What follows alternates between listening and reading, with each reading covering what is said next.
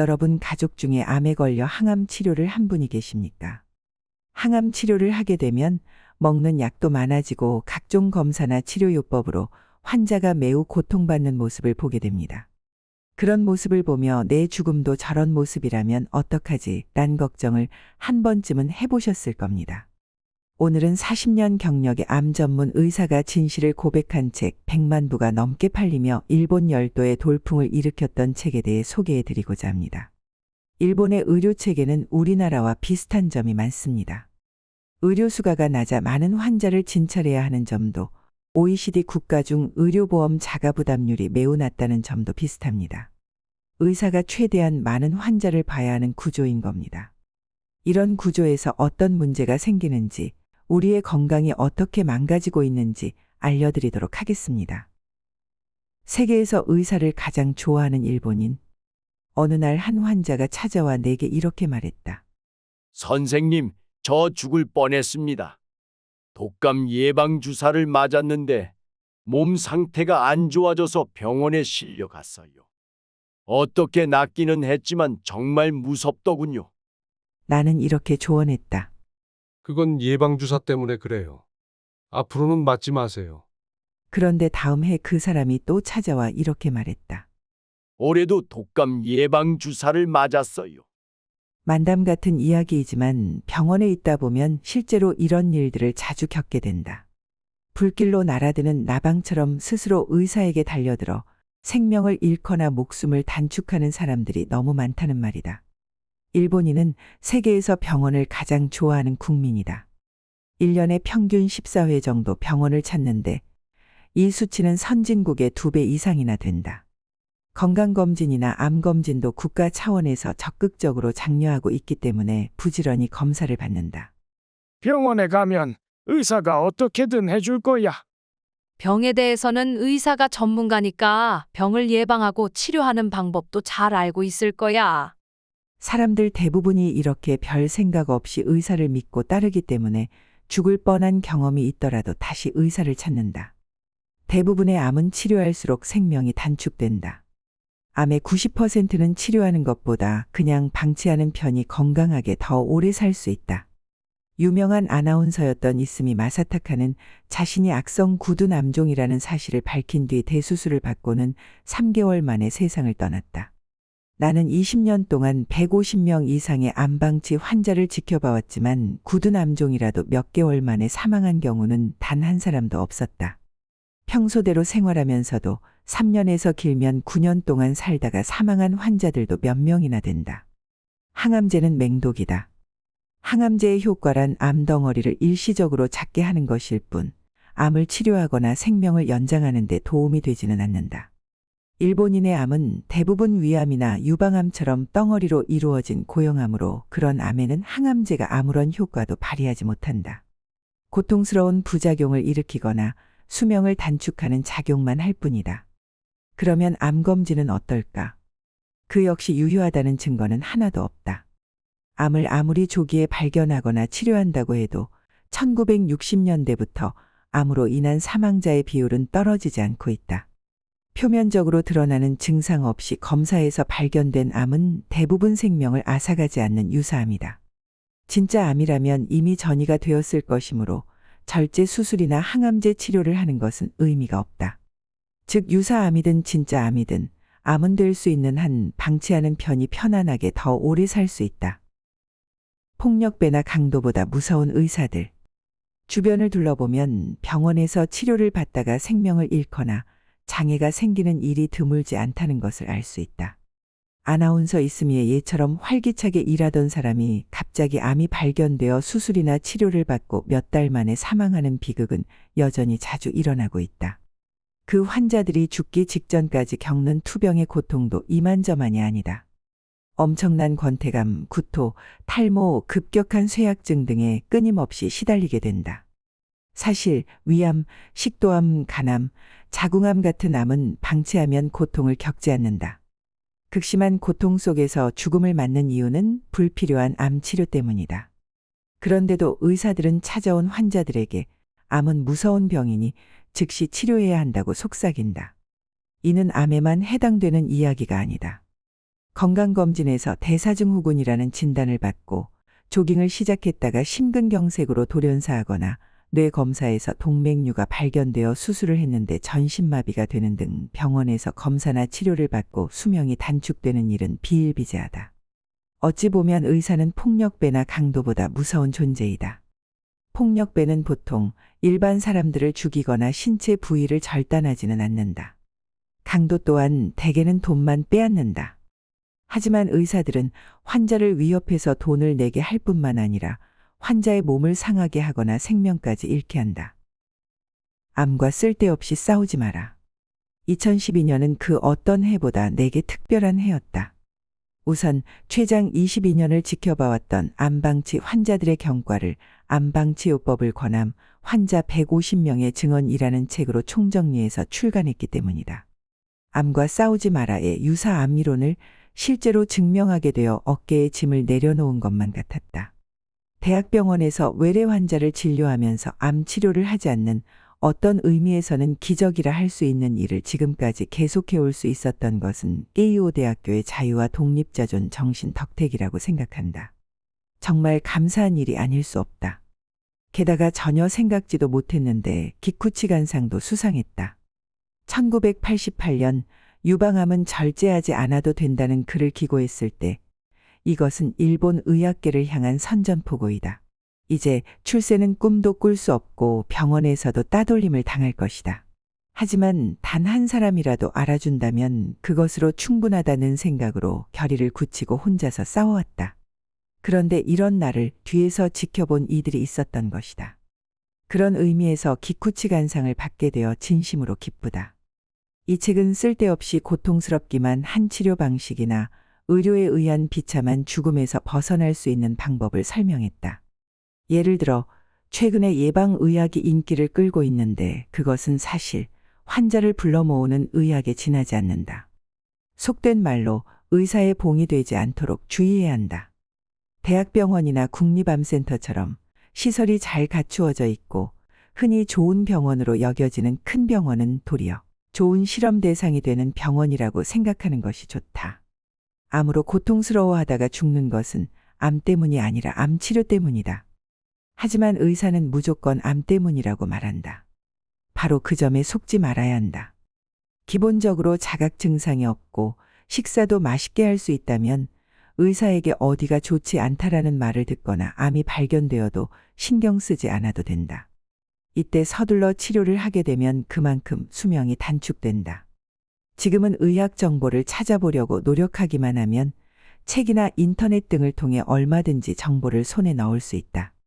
내가 하고 싶은 말은 지금까지 병에 대해서 의사만을 믿고 따랐다면 생각을 전환해 의사를 의심하고 스스로 병에 관해 찾아보고 생각하는 습관을 들이도록 하자는 것이다. 한마디로 의사에게 살해당하지 않는 방법을 습득해 자신의 것으로 만들어 무의미한 죽음에서 자신을 지킬 수 있도록 해야 한다. 나의 생명, 나의 몸, 나의 인생은 하나뿐이니까 말이다. 환자는 병원의 봉이 아니다. 편의점 가듯 병원에 가는 사람들. 주변을 둘러보면 기침이나 열이 조금만 나도 일단 병원에 가자라고 생각하는 사람들이 많다. 왜 이렇게 병원을 좋아하는 사람들이 많은 것일까? 일본인의 기질이 성실하고 걱정이 많은 탓도 있겠지만 무엇보다 의료보험증만 있으면 누구라도 원하는 병원에서 전국 어디서나 동일한 가격으로 진찰받을 수 있기 때문일 것이다. 수도꼭지를 틀면 안전하게 마실 수 있는 물이 콸콸 쏟아지고 세계 최고 수준의 의료 서비스를 마음껏 자유롭게 받을 수 있다는 점은 일본인으로서 자랑할 만한 일이다. 실제로 일본인은 몸이 아픈 경우 언제라도 병원에 가서 보험증만 제시하면 30% 정도의 본인 부담으로 필요한 치료를 받을 수 있다. 일본인에게 이런 정책은 당연한 권리이지만 공적 의료보험 제도는 국가별로 크게 차이가 난다. 예를 들어 맹장염에 걸린 경우 일본에서는 환자 부담분까지 포함하여 전체 의료비가 한화 271만 원에서 361만 원 정도이다. 본인 부담이 고액이라도 보통 한화 78만 원을 넘으면 초과분은 고액 요양비로 대신 지불해준다. 미국에서는 맹장염으로 입원한 경우 의료비의 중앙치가 약 2,440만 원이나 된다. 게다가 의료비의 최저치는 108만 원, 최고치는 1억 2천만 이상으로 의료시설에 따라 의료비가 어마어마하게 차이가 난다.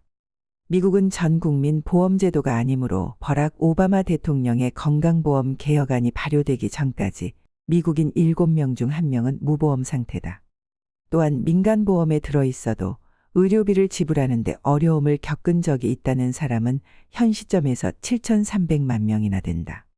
그들 중 3천만 명이 추심 회사로부터 지불 독촉까지 받고 있다. 일본의 공적 의료보험 제도는 2000년에 세계보건기구로부터 종합 세계 1위로 선정되었고 OECD에서도 일본의 의료 충실비는 선진국 중에서도 최고 수준이라는 평가를 받았다. GDP 대비 국민 의료비 지출은 2008년 기준 8.5%로 34개 회원국 중에서 21번째로 낮은 편에 속한다. 일본에서는 일관적으로 낮은 의료비 정책을 펴고 있어 의사는 박리담회로 일할 수밖에 없다. 미국이나 유럽의 의사가 하루에 20명에서 30명 정도의 환자를 진찰하는 데 비해 일본의 의사는 하루에 40명에서 50명이나 되는 환자를 진찰하는 것이 보통이다. 선진국에서는 상상조차 할 수 없을 정도의 스케줄이다. 달리 보면 환자 입장에서는 마치 편의점에 가듯 병원에 갈 수 있다는 말이다. 바로 여기에 크나큰 함정이 있다. 의사의 친절에 가려진 불편한 진실. 사람들은 재채기가 나오면 곧바로 병원에 달려가고 의사는 진찰 후 감기 기운이 있다는 소견만으로 기침약, 해열제, 염증약, 항생물질, 위장약 등 약을 무더기로 처방한다. 어디 그뿐인가? 혈압을 한번 재볼까요? 아, 혈압이 조금 높군요. 약을 먹는 게 좋을 것 같습니다. 혈당치도 염려되네요. 라며 검사를 줄줄이 권하는 경우도 많다. 환자들은 이런 의사의 말에 친절한 선생님이라며 고마워한다. 그리고 매년 독감 예방주사를 맞고 건강검진이나 암검사도 규칙적으로 받는다. 혈압이 높다거나 폐에 음영이 보인다는 소견을 들으면 새파랗게 질려서 의사에게 들은 대로 약을 먹고 정밀 검사를 받는다. 특히 암 진단을 받으면 수술, 항암제, 방사선 등의 표준 치료를 의사가 권하는 대로 순순히 받아들인다. 환자들은 의료도 비즈니스이며 그것이 의사의 생계 수단임을 인식하지 못한다. 현재 의사들 대부분은 병자를 가능한 한 늘려서 병원으로 끌어들이지 않으면 살아남을 수 없다. 한마디로 의사의 감언이설에 넘어가는 당신은 의사의 봉인 셈이다. 당신의 중요한 시간과 돈을 의사에게 바치는 것을 넘어 생명까지 단축될 수 있기 때문이다. 암 오진이 사람 잡는다. 암 초기 진단의 10명 중 1명은 오진. 현재 질환에 의한 사망률 1위를 차지하고 있는 병은 바로 암이다. 그런데 진료에 있어서 암만큼 헷갈리기 쉽고 오진이 많은 병도 없다. 단순한 종기나 염증을 암으로 잘못 진단받고 위나 유방이 몽땅 잘려나가거나 생명을 잃는 사람도 너무나 많다. 이런 불상사를 당하지 않으려면 무엇보다 의사의 진단을 주의하여 듣고 더욱 신중하게 생각해야 한다. 여러분은 이 방법으로 암이 나았다라거나 말기암에서 회복되었다라는 이야기를 숱하게 들어보았을 것이다. 하지만 그들이 말하는 암이 과연 진짜 암이었을까? 나는 그 점이 무척 의심스럽다. 드라마에서 의사가 폐에 음영이 보인다, 암이 재발했다라는 소리를 자주 하는 것도 문제이다. 이렇게 말하는 의사가 현실에도 상당히 많다. 암을 진단하려면 세포를 채취해 현미경으로 확인하는 병리 검사가 반드시 필요하다. 그러나 세포의 형태가 암이라도 점막 속에 머물러 있을 뿐 침윤이나 전이를 일으키지 않는 잠재암이나 유사암이 매우 많기 때문에 제대로 검사를 해도 오진이 나올 수 있다. 2005년 미국의 암 관련 의학지 캔서에서는 암 초기 진단의 오진 확률은 높을 때는 12%나 된다라고 밝혔다.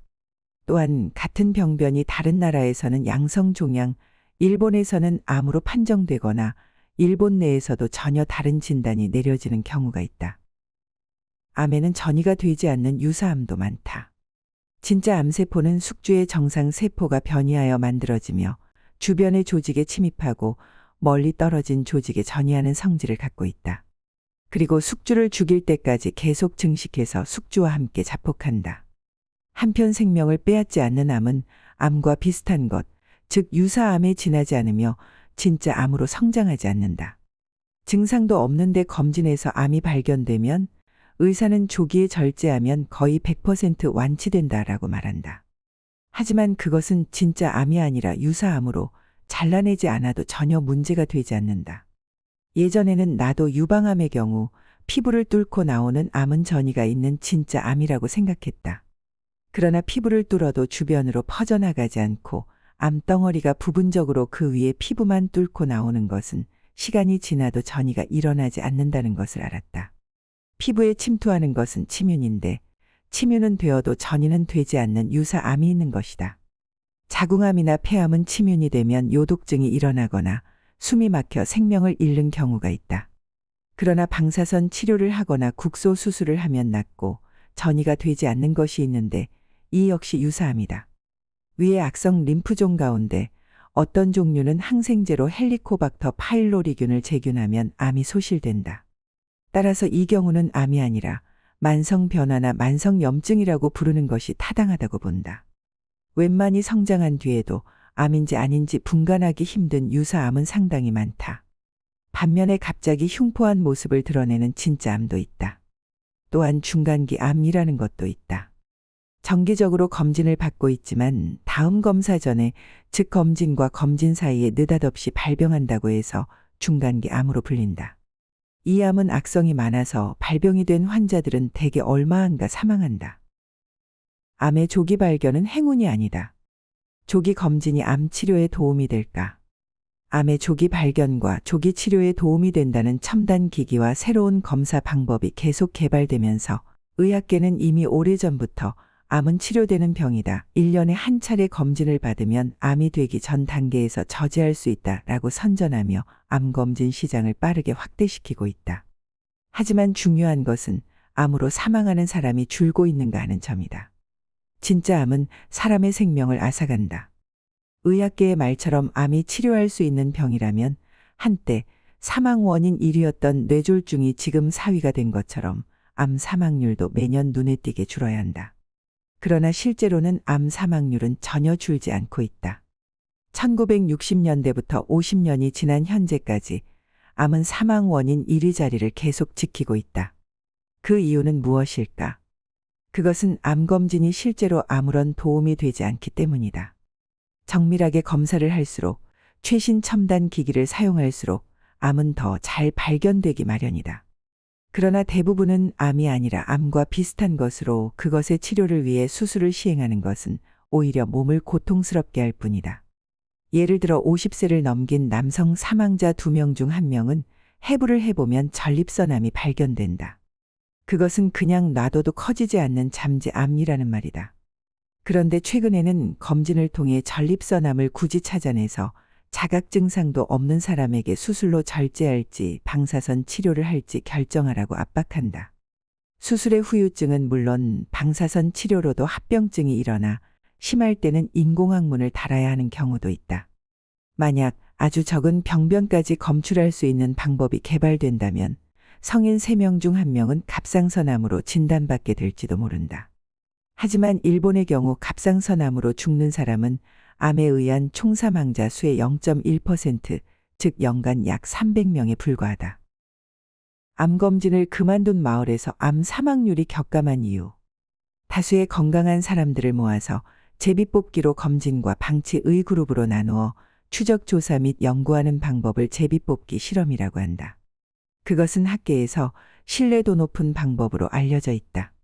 서양의 경우 폐암, 대장암, 유방암의 실험이 여러 차례 행해진 바 있는데 검진을 해도 검진을 하지 않아도 사망률은 같다라는 결과가 나왔다. 폐암의 경우 미국 메이오 클리닉에서는 심한 흡연자 9,000명을 11년 동안, 그리고 구 체코슬로바키아에서는 흡연 남성 630명을 3년 동안 제비뽑기 실험으로 추적 조사했는데 양쪽 모두 방치 그룹이 아닌 검진 그룹의 사망자 수가 더 많았다. 일본에서는 1989년 나가노현의 야스오카 마을이 암검진을 그만두었는데 이후 그 지역에서 암으로 인한 사망자 수가 눈에 띄게 줄어들었다. 위암 등의 집단 검진을 그만두자 그 전에 6년 동안 주민 사망자 수의 6%였던 위암 사망률이 1989년부터 6년 동안은 2.2%로 뚝 떨어졌다.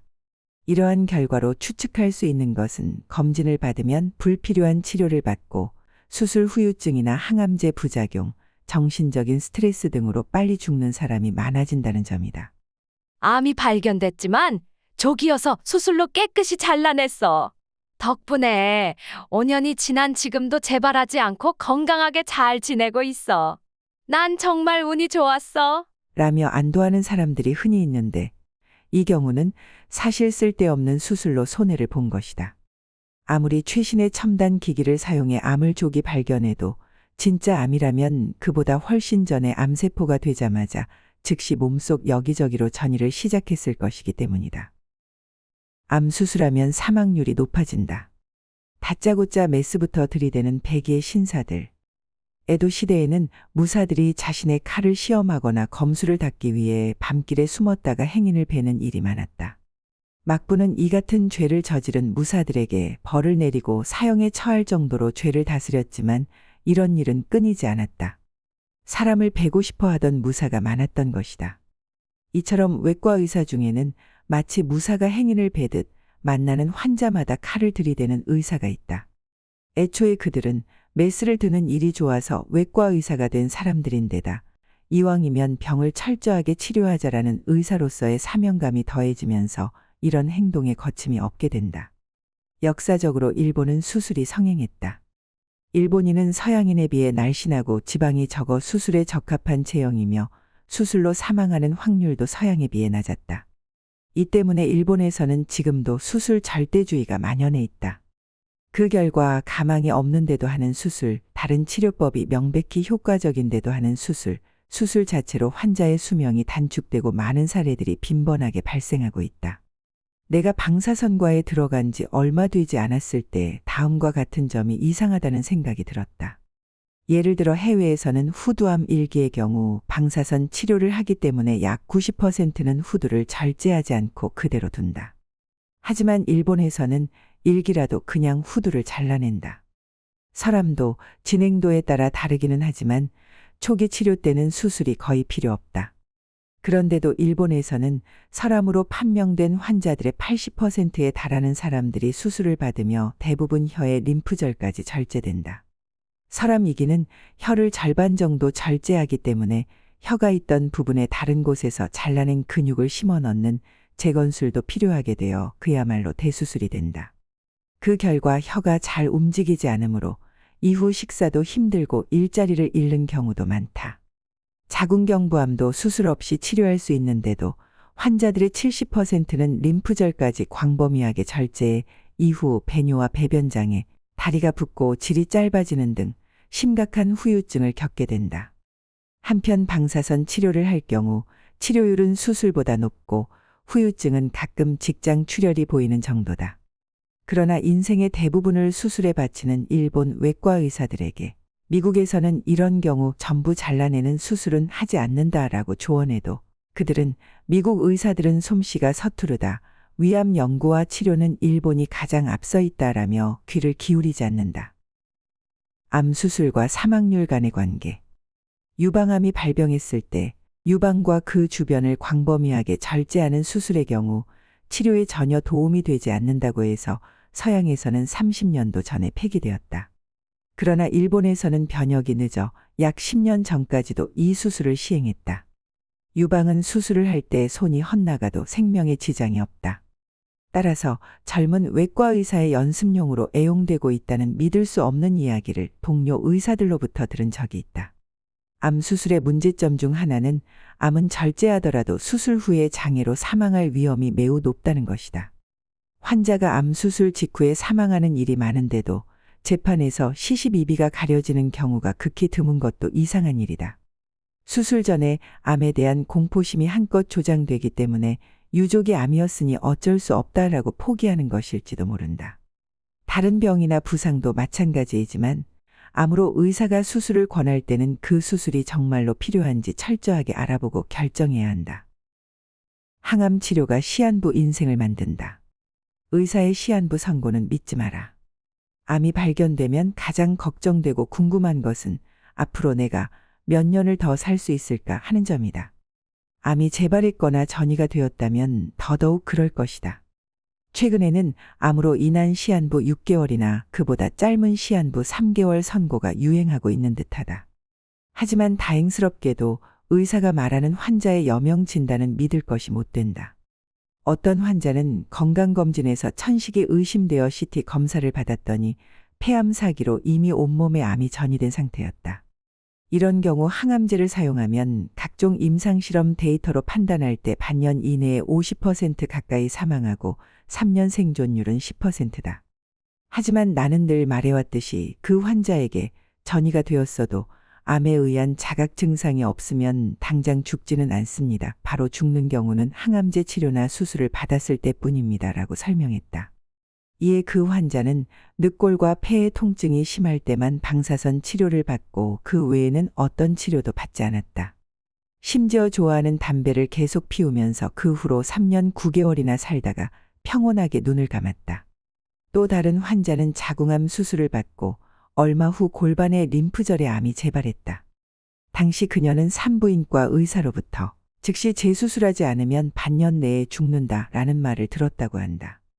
하지만 그녀는 암이 재발한 상태 그대로 방치하기로 결정했다. 그 후 전이된 암은 반년 만에 크기가 2배가 되었지만 선고된 기간이 훨씬 지났는데도 지금까지 자각 증상도 없고 여전히 활기차게 생활하고 있다. 그녀는 웃으며 내게 이렇게 말했다. 그 의사가 한 말은 거짓말이었어요.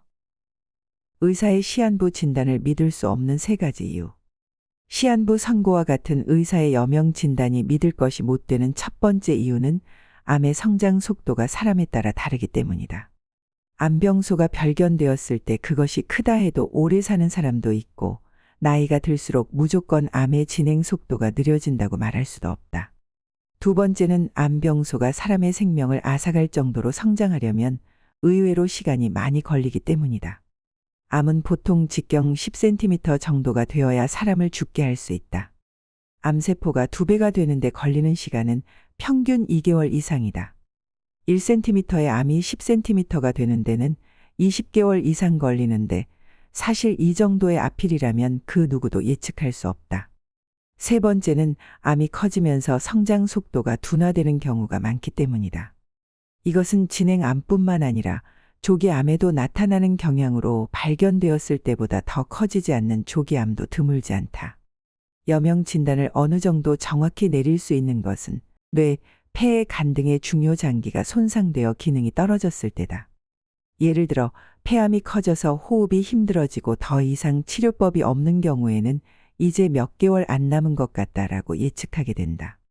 그러나 중요 장기의 전이가 발견되어도 자각 증상이나 기능 부전이 없으면 그보다 훨씬 오래 살 수 있다. 이때도 항암제 치료를 하게 되면 바로 사망하는 경우가 있다. 즉 시한부 몇 개월이라고 예상할 수 있는 것은 체력이 암을 당해내지 못해서 운신을 못하거나 더 이상 일어나지 못하는 경우이다. 병원에 2발로 멀쩡하게 걸어서 왔는데도 몇 개월 안 남았다라고 시한부 선고를 내리는 의사에게는 자신의 목숨을 맡겨서는 안 된다. 더욱이 항암제 치료를 받지 않으면 3개월밖에 못 살고 항암제 치료를 받으면 1년은 살 수 있다라는 식으로 치료까지 권하는 의사라면 당장 뒤도 돌아보지 말고 도망쳐 나오길 바란다. 암은 건드리지 말고 방치하는 편이 낫다. 암과 싸울수록 고통에 시달리다 죽는다. 암은 그냥 내버려두면 순식간에 커지고 악화되어 마취도 듣지 않을 정도의 고통에 신음하다가 죽어간다. 사람들은 대개 암이라고 하면 위에 말해서처럼 치료하지 않으면 점점 진행되다가 죽음에 이른다고 생각한다. 이것이 암에 대한 사회적 통념이다. 하지만 이런 생각을 누가 어떻게 확인이라도 한 것일까? 예전부터 일본에서 암은 대부분 발견하는 즉시 치료해왔다. 손쓸 도리가 없는 전이 암이나 말기 암이라면 몰라도 조기암이나 진행암의 경우는 무조건 치료부터 했다. 암을 방치하고 상태를 지켜보는 일은 있을 수 없었다. 환자에게 암을 통보하는 것조차 흔치 않았던 1993년 뉴스 진행자였던 이스미는 자신이 악성 굳은 암종이라는 것을 기자회견을 통해 처음으로 공개했다. 그해 1월에 암 수술을 했지만 전이가 발견되어 9월에 2번째 수술에서 장기를 3kg이나 적출했다. 이후 쇠약해진 몸에 항암제 치료까지 받아 몸은 더 야위어갔고 결국 그는 3개월 후인 12월에 고통을 견디지 못하고 세상을 떠났다. 그 후 그의 유족에게 이야기를 들을 기회가 있었는데 첫 번째 수술한 자리에 암이 대폭 재발했다고 한다. 자르면 암이 날뛴다는 속설이 있을 정도로 체내에 메스가 들어가면 정상 세포의 경계가 무너진 곳에 숨어있던 암세포가 끼어들어 쉽게 증식한다. 게다가 지금 있는 암을 아무리 크게 잘라내도 그것이 진짜 암이라면 암은 사라지지 않는다. 발견되기 훨씬 전에 이미 여기저기로 전이한 상태이기 때문이다. 항암제는 암 치료에 아무 소용이 없다. 항암제는 맹독과 같다. 흔히 항암제가 효과가 있다는 것은 암덩어리를 일시적으로 줄인다는 의미일 뿐이다. 그 암덩어리는 반드시 다시 커진다. 즉 항암제가 효과가 있다는 것은 암을 치료한다거나 좀 더 살게 된다는 말이 아니다. 1990년 미국 의회에 제출된 기술평가국 보고서에 따르면 항암제와 방사선은 병소를 일시적으로 축소시키지만 이 축소는 의미가 없고 생명 연장 효과가 인정되지 않을 뿐 아니라 환자의 생활의 질을 악화시킨다고 한다. 암은 대부분 위암이나 폐암, 유방암처럼 덩어리로 이루어진 고형암으로 이런 암에는 항암제가 무의미하다. 즉 항암제는 고통스러운 부작용과 수명을 단축시키는 효과밖에 없다는 말이다. 이스미의 고통스러운 죽음은 암 수술이나 항암제 치료가 아무런 의미가 없음을 잘 말해준다. 이스미 씨처럼 암이 발견되어 치료에 전념하겠다라고 선언한 후 수술이나 치료를 받고 얼마 안 되어 세상을 떠나는 비극은 지금도 빈번히 일어나고 있다. 나는 20년이 넘도록 150명 이상의 암방치 환자를 지켜봐왔지만 굳은 암종이라 하더라도 몇 개월 만에 사망한 사람은 한 명도 보지 못했다. 오히려 평소대로 생활하면서 3년에서 길게는 9년이나 살다가 사망한 사람들은 몇 명이나 된다. 위암, 식도암, 간암, 자궁암 같은 암은 방치하면 통증 같은 증상으로 고통스러워하지 않아도 된다. 설령 통증이 있더라도 모르핀으로 조절할 수 있다. 고통 속에 몸부림치면서 죽어가는 것은 불필요한 치료 때문인데도 의사들은 환자나 가족에게 치료는 무서운 것임을 결코 알려주지 않는다. 대신에 의사들은 이렇게 말한다. 암은 무서운 병이기 때문에 즉시 치료해야 합니다. 암은 그냥 두면 순식간에 커져서 고통을 주고 목숨을 앗아가는 무서운 병이라는 오해는 이렇게 퍼져가는 것이다. 암 환자의 통증을 다스리는 법. 모르핀으로 치료해도 중독되지 않는다. 통증에 대한 공포는 죽음의 공포만큼이나 엄청나다. 하지만 통증을 잘 조절할 수 있다는 사실을 알면 죽음도 평온하게 준비할 수 있을 것이다. 죽음 직전에 격심한 통증을 일으키는 대표적인 경우는 뼈로 암이 전이되었을 때다. 전이한 암이 증식해 암덩어리가 커지면 골막이 내부에서 팽창된다. 이때 어떤 화학물질이 나와서 그런 것인지 아니면 단순히 골막이 늘어나서인지는 확실히 알 수 없으나 그로 인한 통증은 환자들에게 크나큰 고통을 안겨준다. 그러나 그런 통증을 겁낼 필요는 없다. 현재 통증을 없애는 방법이 제대로 확립되어 있기 때문이다. 첫 번째 방법은 진정제를 사용하는 것이다. 우선 비마취 계열의 진정제를 복용한다. 그래도 통증이 가시지 않으면 두 번째 방법으로 약한 마취 계열의 진정제를 사용한다. 그것으로도 안 된다면 세 번째 방법으로 모르핀을 복용하거나 이를 좌약의 형태로 투여한다. 여기서 기억할 점은 모르핀은 제대로 사용하면 중독되거나 죽음을 앞당길 염려가 없다는 점이다. 중독이나 의존증이 될 위험이 있는 것은 모르핀을 주사로 매번 사용하는 경우다. 주사로 모르핀을 투여하면 혈중 농도가 급상승했을 때 뇌가 반응해 기분이 좋아진다. 이 때문에 모르핀 투여를 그만둘 수가 없게 되는 것이다. 1~2차 세계대전 때는 부상당한 병사들에게 모르핀 주사를 대량으로 사용했는데 그로 인해 전쟁이 끝난 후에도 모르핀 의존증으로 오랫동안 고통스러워하는 사람들이 많았다. 이 같은 영향 때문인지 드라마 같은 데서는 아직까지도 의사가 환자에게 모르핀 중독이 될지도 모른다, 더 빨리 죽을 수도 있다라고 말하는 장면이 나오곤 한다.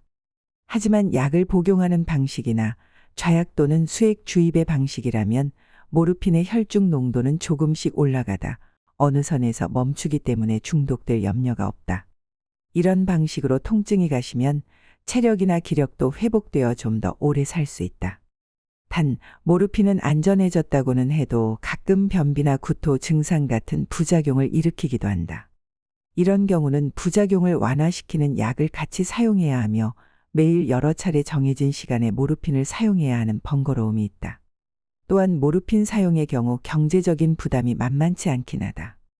예를 들어 대표적인 모르핀 MS 콘틴을 하루에 2알 먹는다고 하면 한 달에 38만 원이 소요되고 같은 용량으로 1년을 복용하면 462만 원이 소요된다.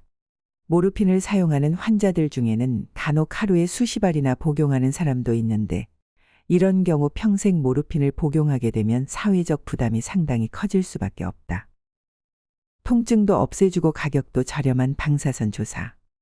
골 전이로 통증이 나타나는 부위가 한 군데인 경우는 방사선 조사로 통증을 극적으로 완화시킬 수 있다. 이때 방사선은 몸의 일부에만 조사하므로 부작용도 적다. 항암제를 계속 사용하면 암이 진행되면서 뼈가 녹거나 부러지는 경우가 있으며 약재가 온몸에 퍼져 있기 때문에 장기들이 손상되어 심각한 부작용이 나타난다. 물론 전이된 곳이 여러 군데라면 방사선으로 일일이 조사할 수 없지만 골 전이로 인한 통증 치료에 방사선 치료만큼 효과적인 것은 없다. 방사선 조사 비용도 10회 조사에 126만 원 정도로 본인 부담부는 그 금액의 30% 정도다. 방사선 조사로 통증이 완전히 사라진 사람은 모르핀에서 해방되고 통증이 경감한 사람은 모르핀의 양을 줄일 수 있으므로 방사선 조사 치료는 시범해 볼 가치가 충분하다고 생각된다. 암방치 요법은 환자의 삶의 질을 높여준다. 편안한 죽음을 원한다면 암은 그냥 내버려둬라. 생각하건대 사람들이 이상적으로 생각하는 죽음은 죽기 직전까지 활기차게 생활하다가 단숨에 세상을 떠나는 것이 아닐까. 의외라고 생각될지 모르겠으나 내가 확립한 암방치 요법은 이런 죽음을 막게 해줄 가능성이 상당히 높은 방법이다. 암은 치료하지 않으면 통증을 조절 및 통제할 수 있고 그 결과 죽기 직전까지 치매에 걸리거나 의식불명 상태가 되는 일 없이 비교적 맑은 정신을 유지할 수 있다. 산책을 즐기는 정도의 야외 활동도 포기하지 않아도 된다. 배우 오가타게는 자신이 간암이라는 사실을 가족 이외에는 일절 알리지 않고 수술과 항암제 치료도 배우 생활을 할 수 없다는 이유로 거부한 채 활동을 지속했다. 이후 그는 드라마 촬영을 끝낸 후 제작 발표회까지 참여하고 그로부터 5일 후에 세상을 떠났다.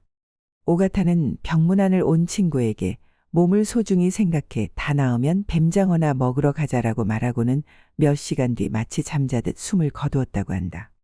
나는 대부분의 암은 방치하면 오가타의 경우처럼 평안하게 눈을 감을 수 있다고 생각한다. 암방치 요법은 암에 대한 최선책. 나는 지난 30년 동안 어떻게 해야 암 환자가 가장 고통스럽지 않고 오래 살 수 있을 것인가라는 관점에서 이치에 합당하면서도 환자에게 무리가 되지 않는 진찰 방침을 생각해왔다. 그리고 마침내 암방치 요법이라는 결론에 도달했다. 유사암이라면 전이를 걱정할 필요가 없고 진짜 암이라면 치료를 하든지 안 하든지 사망률이나 남은 수명의 차이가 없다. 그렇다면 암으로 인한 통증이나 기능 장애가 나타났을 때 진통치료 및 방사선 치료 경우에 따라서 외과 수술을 하면 된다. 나는 암방치 요법이 세상에서 가장 새로운 치료법이자 개념일 뿐만 아니라 최선의 대처법이라고 확신한다. 옛날에는 집에서 자연스럽게 죽는 경우가 많았는데 아마도 이런 자연사는 대부분 암이 원인이었을 것이다. 당시에 그들을 진단할 수 있었다면 추측하건대 남녀 모두 위암이 많았을 것이고 여성이라면 위암에 이어 자궁암이 많았을 것이다. 위암과 자궁암은 치료하지 않고 방치하면 마지막까지 통증도 잘 느끼지 않고 편안한 죽음을 맞게 된다. 또한 집에서 나무가 말라가듯 죽어간 노인들의 노쇠사도 대부분 암이 원인이었을 것으로 생각된다. 의학이 발달하면서 자연사나 노쇠사는 주변에서 보기 힘들어졌고 자연히 잊혀졌다. 반면에 치료를 받다가 비참하게 죽음을 맞이한 암 환자들 이야기는 시도 때도 없이 들린다. 그러니 현대인이 그토록 암과 죽음을 두려워하게 된 것도 무리는 아닐 것이다. 암을 방치하면 편안한 죽음을 맞을 수 있다. 건강검진 등으로 암을 억지로 찾아내지 말고 만약 발견되더라도 치료하지 않으면 오히려 오래 살 수 있다. 현대인이 성인이 되고 나서 걸리는 다른 병도 대부분 그렇게 방치하면 마찬가지로 더 오래 살고 편안한 죽음을 맞을 수 있다고 본다. 일단 자신의 생명에 대해서는 스스로 생각해서 결정한다라고 마음먹으면 이후 어떤 판단을 내릴 것인가 하는 방법적인 부분은 무궁무진하다. 암방치라는 키워드로 인터넷 검색만 해봐도 수십만 건이나 되는 자료를 찾을 수 있다. 더 나은 인생을 위해 스스로 자기 삶을 개척하자. 암검진은 안 받는 편이 낫다. 암검진이 긁어 부스럼이 되는 5가지 이유. 긁어 부스럼이란 쓸데없는 짓을 해서 도리어 화를 당한다는 의미이다. 암검진이 바로 긁어 부스럼의 대표적인 예라 할 수 있는데 최첨단 기기로 꼼꼼하고 정밀하게 검사를 하면 할수록 사망자가 늘어나기 때문이다. 암검진이 긁어 부스럼이 되는 이유를 살펴보면 다음과 같다. 1. 암의 정의 및 범위가 지나치게 넓다. 암검진은 하면 할수록 암이 발견되는 사람이 늘어난다. 그 중에는 오진도 많고 생명을 위협하지 않는 유사암이나 잠재암도 많이 포함되어 있다. 일본과 서양은 암의 정의가 다르다. 일본은 상피 내에 그냥 머물러 있어도 암의 성격을 가진 세포가 증식하고 있으면 암이라고 진단한다. 반면 서양에서는 침윤이 일어나지 않으면 암이 아니라고 본다. 따라서 서양에서 암으로 간주되지 않는 병변의 80에서 90%가 일본에서는 암이 되어버린다. 일본에서는 암으로 진단받으면 무조건 치료 대상이 되기 때문에 의미 없는 수술로 인한 후유증이나 합병증, 항암제의 부작용을 겪게 된다. 2. CT 검사 자체가 암을 유발할 수 있다. CT나 PET 검사 등에 의한 암 검진은 방사선 피폭설량이 많아서 단 한 차례의 검진으로도 바람 사망의 원인이 될 수 있다. 즉 검사 자체가 바람을 촉진할 수 있다. 3. 진짜 암이라면 이미 전이된 상태이다. 검진을 정기적으로 받고 있는 사람들은 검진을 받지 않는 사람들보다 생명을 앗아가는 진짜 암을 빨리 발견할 수 있다. 하지만 그렇다고 운명이 바뀌는 것은 아니다. 진짜 암이라면 검진에서 발견될 정도의 크기가 되기 훨씬 전에 이미 전이가 시작된 상태이기 때문이다. 반면에 검진을 받지 않는 사람들은 암 검진에서 발견될 암을 그냥 방치하게 된다. 그러나 사망자 수는 검진을 받고 있는 그룹과 다르지 않다. CT를 통해 정밀한 검사를 하면 엑스레이 촬영보다 훨씬 조기에 원발병소를 발견할 수 있지만 결과는 마찬가지이다. 발견된 암이 작을수록 유사암일 확률이 높으며 진짜 암은 발생된 즉시 전이가 일어나기 때문이다. 4. PET 검사는 피폭량이 많다. PET 검사는 CT 등의 검사로 발견하지 못하는 암병소를 찾아내는 경우가 자주 있다. 하지만 그 병소는 이미 전이가 일어나고 있는 진짜 암이거나 유사암이므로 일찌감치 발견해도 수명은 늘어나지 않는다. 또한 PET는 방사성 동위원소를 사용하므로 피폭설량이 많아 한 차례의 검사로도 발암 원인이 될 수 있다. 앞에서 설명했듯이 일본은 방사선 검진에 의한 피폭으로 발생하는 암이 압도적으로 많다. 5. 정밀한 검사를 할수록 유사암을 발견하게 된다. 최근에는 영상의학과에서 근무하는 의사들 중에도 집단 검진은 효과적이지 않고 숙련된 전문가에 의한 개별 검진이 효과적이라고 생각하는 사람이 많아졌다. 하지만 개별 검진으로 훨씬 작은 암이 발견되면 유사암임에도 무의미한 치료를 할 가능성이 지금보다 높아진다. 결국 정밀한 검사를 할수록 유사암 환자를 더 많이 만들어내므로 개별 검진도 집단 검진 이상으로 해롭다. 유방암, 자궁경부암은 절대 수술하지 마라. 유방 촬영술로 발견된 암은 대부분 유사암이다. 당신을 위해 소중한 사람을 위해 암 검진을 받으세요. 유방암은 치료가 가능한 암입니다. 그러기 위해선 조기 발견과 조기 치료가 필요합니다. 예방접종을 받으면 자궁경부암 70%는 예방할 수 있습니다. 나머지 30%는 검진으로 조기 발견하세요. 요즘에는 이처럼 여성들에게 전혀 도움이 되지 않는 검진이나 예방접종을 권장하는 광고가 넘쳐나고 있다. 그 중에서도 눈에 띄는 것이 바로 1990년대부터 전 세계로 확산되고 있는 핑크리본 운동이다. 이 운동은 미국의 한 여성 잡지사와 화장품 회사가 유방암에 대한 경각심을 높여 여성들의 유방암으로 인한 고통과 희생을 줄여보자는 목적으로 시작한 계몽운동이다. 일본에서는 10월을 유방암의 달로 정하고 있는데 10월 1일 핑크리본의 날에 일본 각지에 대규모 행사를 열고 전국의 여러 명소를 핑크빛으로 장식하며 핑크리본 운동 홍보에 아주 적극적이다. 핑크리본 운동을 추진하는 곳은 정부, 지방자치단체, 의료제약업계뿐만 아니라 협찬기업, 은행, 화장품회사, 속옷회사, 생명보험회사 등 일본 내에서 손꼽히는 대기업들이다. 그러나 이 거창한 계몽운동을 비웃기라도 하듯 최근 10년 동안 유방암 발병률은 급증하고 있다. 유방 촬영술의 대규모 제비뽑기 실험에서도 역시 검진과 사망률은 전혀 관계가 없었다. 또한 5만 명을 대상으로 실시한 캐나다의 한 연구에서는 오히려 총사망률은 검진 그룹이 좀 더 많다라는 결과가 나왔다. 나는 여성의 유관 내에 머물러 있는 암이 축소되거나 소실된 경우를 많이 봐왔다. 나의 진료 경험으로 도달한 결론은 흔히 유관 상피내암으로 진단받는 병변은 암이 아니라 여성 호르몬에 대한 반응이 어떤 사람에게 강하게 나타난 유방병증이라는 것이다. 유방 촬영술을 통해서만 발견할 수 있는 암은 99% 이상이 유사암이다. 그러나 이런 경우라도 대부분의 병원에서는 수술로 유방을 절제할 확률이 높다. 수술을 받더라도 수명이 늘어나거나 치료를 받지 않는다고 해도 수명이 줄어드는 것은 아니므로 나는 환자들에게 언제나 유방암 검진의 결과는 전부 잊어버리세요라고 말한다.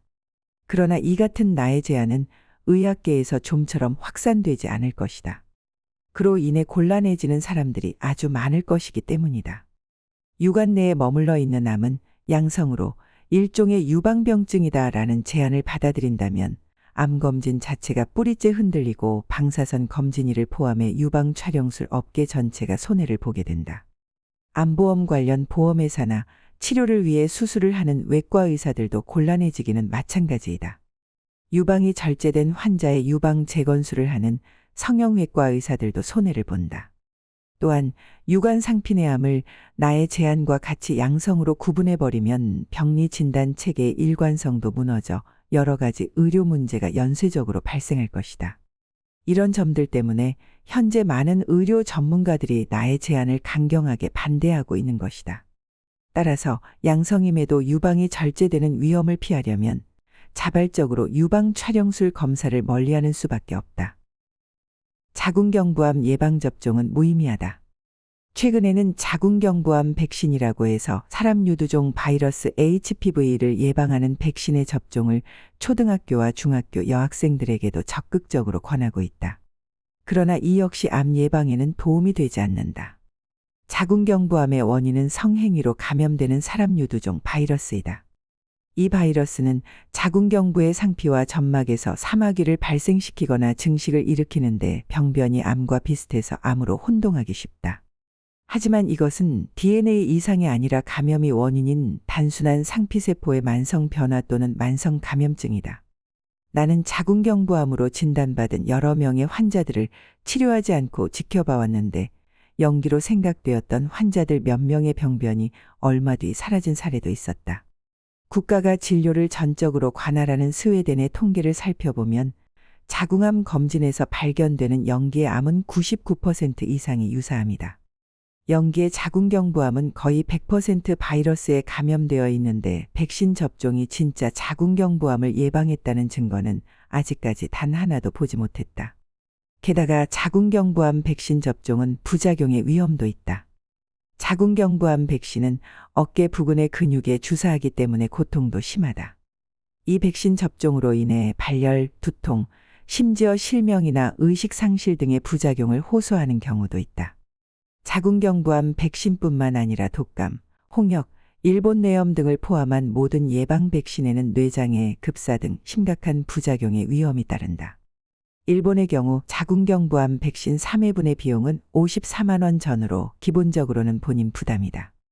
일부 지방자치단체에서는 공적 자금이 조성되어 초등학교 여학생들에게 무료로 백신을 접종하고 있는데 이것이야말로 세금 낭비가 아닐 수 없다. 자궁경부암은 수술하지 말고 방사선 치료를 받아라. 유사암이 아닌 진짜 자궁경부암을 치료하는 경우 일본의 관행은 1에서 2기는 수술, 3에서 4기는 방사선 치료를 한다. 그러나 서양에서는 1에서 4기 전부 방사선 치료 대상이다. 치료 성적을 살펴보면 자궁경부암 1기와 2A기에서는 수술과 방사선 치료의 생존율이 같고 2B기에서는 방사선 치료 쪽이 훨씬 뛰어나다고 생각된다. 자궁경부암 수술은 골반 속에 있는 림프절까지 광범위하게 절제해 주변의 방광이나 직장을 지배하는 신경까지 끊어버리게 된다. 그러면 이후 배뇨와 배변 기능에 장애가 생긴다. 자궁경부암 절제 수술을 받은 환자 중에는 스스로 배뇨를 할 수 없어 카테터라는 가느다란 관을 매번 삽입해 배뇨하는 사람들도 적지 않다. 하지만 방사선 치료를 할 경우 수술과 비교도 되지 않을 정도로 합병증이나 후유증이 가볍게 지나간다. 즉 자궁경부암 1비기에서부터 2비기는 절제 수술이 아니라 방사선 치료를 해야 한다. 위절제 수술보다 후유증이 더 무섭다. 위절제 후 후유증에 시달리는 사람들. 2010년에 위암으로 사망한 일본인은 남녀 합쳐 5만 명이 넘는다. 전체 암 사망자 중 남녀 모두에서 2위를 차지할 정도로 높은 비율이다. 위암의 비극은 치료를 한다는 목적 하에 수술로 위를 절제해 환자의 몸에 큰 손상을 입힌다는 점이다. 그렇게 위를 전부 적출하거나 위의 출구인 유문까지 크게 절제하는 수술을 하면 환자는 먹은 것을 소화하고 먹은 것을 모아두었다가 조금씩 십이지장으로 내보내는 위의 두 가지 큰 기능을 잃게 된다. 그러면 섭취한 음식물이 소장으로 바로 떨어져 복통이나 식은땀이 나는 등의 덤핑 증후군으로 고통을 받는다. 이 증상을 피하기 위해 위암 수술을 받은 환자는 식사를 하루에 4에서 5회로 나누어 조금씩 먹게 되는데 이 때문에 환자는 몸이 바싹 마르고 기력도 잃는다. 생활의 질이 급격히 떨어질 뿐만 아니라 수명까지도 단축된다. 이런 증상 외에도 수술한 자리가 벌어지는 봉합부전이나 출혈, 염증 등 수술이 야기하는 합병증이나 심각한 후유증의 위험도 있다.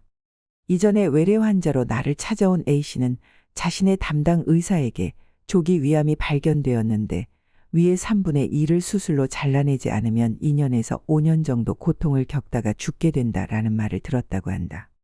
다른 의견을 기대하며 찾아간 또 다른 병원에서도 똑같은 말을 들었다. 그는 나와 상담을 한 뒤 위를 잘라내지 않겠다는 결심을 했는데 그로부터 1년 후에 받은 검사에서 암이 흔적도 없이 사라졌다. 검사를 한 때로부터 5년도 더 지난 지금 그는 여전히 건강한 상태를 유지하고 있다.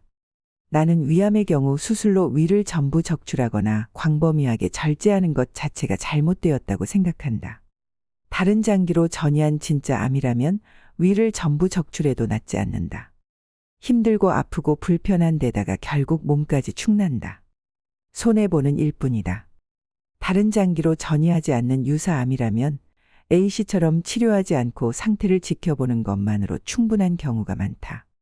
이런 경우는 내시경 치료 등 최소한의 가벼운 수술로 끝날 가능성도 크기 때문이다. 장기는 보존해야 한다. 위암 수술의 큰 문제는 위 주변에 림프절을 절제하는 림프절 박리가 당연시되고 있다는 점이다.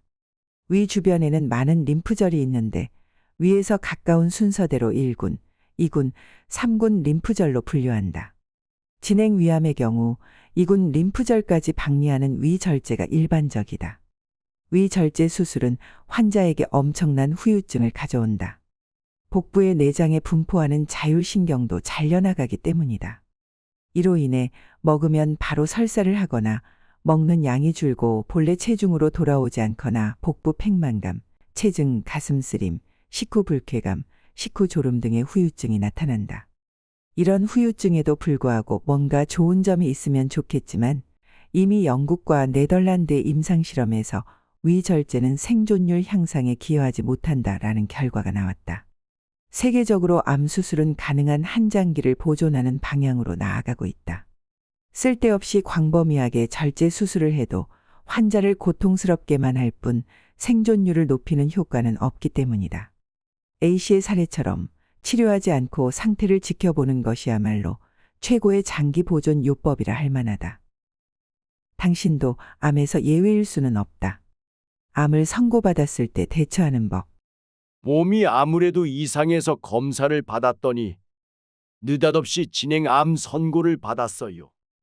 우리 인생에는 이런 일도 충분히 일어날 수 있다. 이 같은 상황에서의 대처법을 Q&A 형식으로 설명해 보았다. 위암 진단을 받았을 경우 60세 남자입니다. 갑자기 소화도 안 되고 음식을 먹을 수가 없어서 내시경 검사를 받았더니 위암으로 위에 출구가 좁아져 있었습니다. CT 검사에서는 간의 2군데에 전이 병소가 발견되어 의사로부터 수술과 항암제 치료를 권유받았습니다. 어떻게 하면 좋을까요? 일본의 많은 외과 의사들은 간에 전이가 되어도 위적출 수술을 권합니다. 그러나 위는 전부 적출하는 것은 물론 부분적으로 절제하는 경우에도 생활의 질이 크게 떨어지고 생명이 단축됩니다. 절제 수술은 하지 않는 편이 좋습니다. 그리고 이 경우에는 항암제 치료도 받지 않는 것이 최선책입니다. 위암에 효과적인 화학요법은 없기 때문입니다. 그렇다면 어떻게 해야 할까요?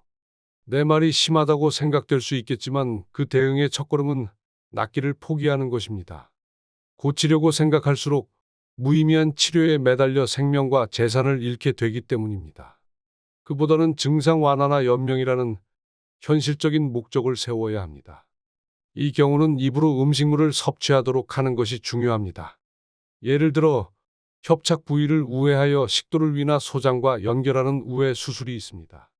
단, 이 방법은 개복할 때까지 복막 전이의 유무를 확인할 수 없다는 문제가 있습니다. 만약 복막에도 전이가 되었다면 개복한 만큼 손해를 보게 됩니다. 두 번째 방법은 스텐트 삽입술입니다. 금속 그물망 장치인 스텐트는 접으면 가는 막대가 되는데 이 막대를 내시경으로 보면서 좁아진 위 유문에 삽입해 12지장까지 닿게 합니다. 그리고 마치 우산을 펴듯이 스텐트를 펴면 암덩어리가 떠밀려 위와 12지장 사이에 터널이 생기므로 경구 섭취가 가능해집니다. 담낭암 진단을 받았을 경우 진행 담낭암이라는 진단을 받았습니다. 병원에서는 항암제 치료를 권하고 있어요. 곤도 선생님은 소화기암에는 항암제가 듣지 않는다고 말씀하셨는데 어떤 잡지에서 담낭암이 항암제로 사라졌다는 기사를 읽었습니다. 예외도 있는 것일까요? 일반인들은 항암제로 암덩어리가 사라지거나 크기가 작아지면 치료되었거나 좀 더 살 수 있다고 생각합니다. 하지만 사실은 그렇지 않습니다. 사람들이 착각하고 있는 것입니다. 담낭암이 항암제로 사라지는 경우는 전체 환자의 1% 전후로 아주 드뭅니다. 정소종양이나 육모상피암을 제외하면 다른 암이 완전 소실될 확률도 마찬가지입니다. 그리고 이 귀중한 1%의 경우도 치료된 것이 아닙니다. 완전 소실이라고 해도 암덩어리가 검사에서 발견되지 않을 정도의 크기로 줄어든 것일 뿐, 암은 반드시 다시 커집니다. 그리고 항암제에는 독성이 있어서 반복해서 투여하면 금방 치사량에 달하게 됩니다. 항암제 치료 전문가들은 암이 축소되거나 소실되면 효과가 있다고 떠들어대면서 세상을 착각에 빠뜨립니다. 암덩어리가 완전히 축소된 경우만 언론에 소개하고 환자의 그 후의 상태를 알려주지 않는 것도 사람들을 착각하게 만드는 계략이라고 할 수 있습니다. 나는 암이 사라졌다는 기사는 사기나 다름없다고 생각합니다. 오늘은 일반 상식을 뒤엎는 한 의사의 책을 소개해 드렸습니다. 나이 들면서 누구나 암 걱정을 할 수밖에 없습니다. 저는 만약 내가 암에 걸린다면 가족을 위해서 끝까지 항암 치료를 해야겠다고 생각했습니다. 그러나 이 책을 읽으며 생각이 바뀌는 경험을 했습니다. 전이가 많이 되어 돌이킬 수 없는 상태라면 어쩌면 고통스러운 항암 치료를 택하는 것보다 사랑하는 가족과 행복한 시간을 보내다 생을 마감하는 게 나을 수도 있겠다고 말이죠. 여러분은 가족들에게 어떤 마지막 모습을 남기고 싶으신가요? 댓글로 여러분의 생각을 들려주시면 감사하겠습니다. 오늘 영상은 여기까지입니다. 영상이 유익했다면 구독과 좋아요를 부탁드립니다. 영상 제작에 큰 힘이 됩니다. 또 궁금한 주제나 고민되는 것들이 있다면 댓글로 남겨주세요. 여러분 인생의 지혜를 드리는 인생책이었습니다. 감사합니다.